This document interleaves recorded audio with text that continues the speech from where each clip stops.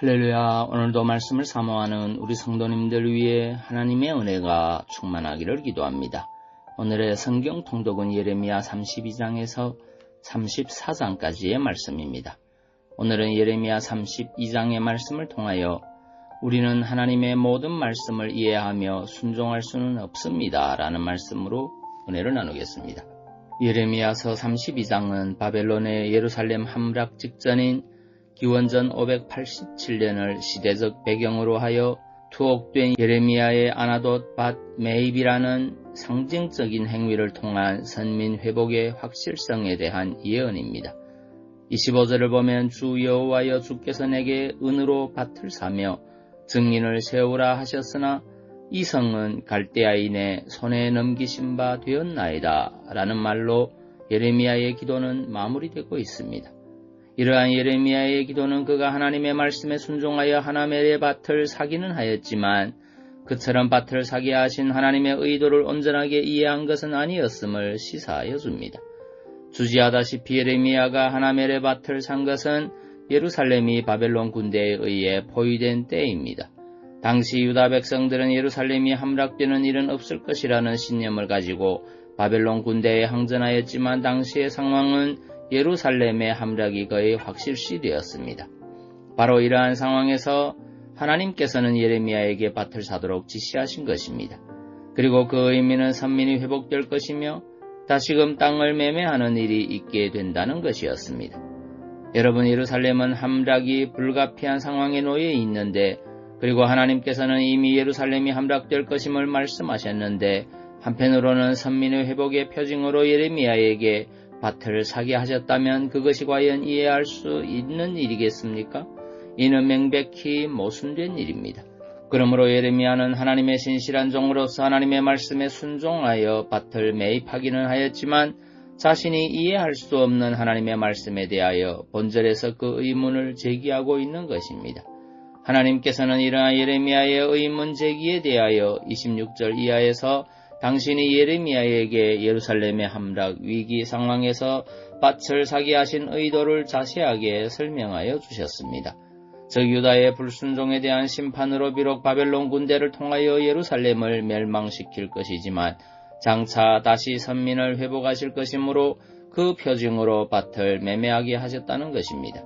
이렇듯 성도를 향해 순종을 명하시는 하나님의 모든 말씀에는 선하신 목적이 있습니다. 비록 우리가 하나님의 말씀을 다 이해할 수 없고 납득할 수 없어도 하나님의 모든 말씀은 선을 지향합니다. 그러므로 우리가 하나님의 말씀 앞에서 어떤 태도를 취해야 하겠습니까? 우리는 하나님의 말씀이 우리의 이성을 초월하여 이해하기 어렵고 도무지 납득하기 어려운 것이라고 해도 일단 예레미야가 그러하였던 것처럼 순종해야 한다는 것입니다. 성도 여러분, 하나님께서는 우리의 이성을 초월하여 존재하시는 분입니다. 그분의 뜻하심과 일하심도 우리의 이성을 초월하여 있습니다. 그래서 우리는 그분의 존재나 그분의 생각, 그분의 일하심의 방식 모두를 다 이해할 수는 없습니다.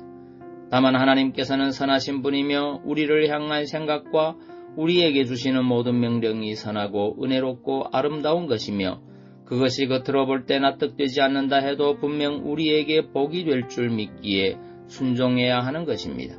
그러므로 우리는 하나님의 말씀이 이해되지 않고 납득이 되지 않는다 해도 일단은 순종해야 합니다. 실로 우리는 초월자이시고 절대자이신 하나님의 모든 말씀을 다 이해하며 순종할 수는 없습니다. 하나님의 말씀의 이해 여부와 상관없이 우리는 무조건 순종해야 합니다. 그것이 하나님의 말씀에 대한 인생의 바른 자세입니다. 베드로는 어부로서 갈릴리 호수에서 고기 잡는 일로 잔뼈가 굵은 사람입니다. 그는 자신과 전혀 다른 예수 그리스도의 말씀에 순종하였습니다.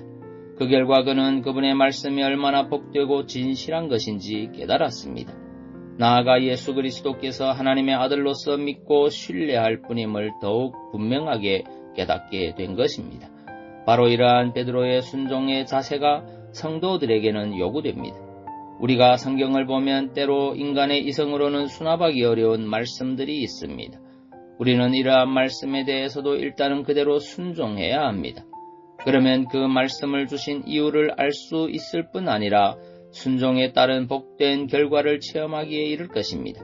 오늘도 믿음으로 순종하는 하루 되시기를 바랍니다. 히브리서 11장 7절 말씀입니다. 믿음으로 노아는 아직 보이지 않는 일에 경고하심을 받아 경외함으로 방주를 준비하여 그 집을 구원하였으니 이로 말미암아 세상을 정죄하고 믿음을 따르는 의의 상속자가 되었느니라. 아멘. 기도하겠습니다. 사랑해 주님, 하나님의 모든 말씀에는 언제나 무조건적인 순종만 있음을 고백합니다.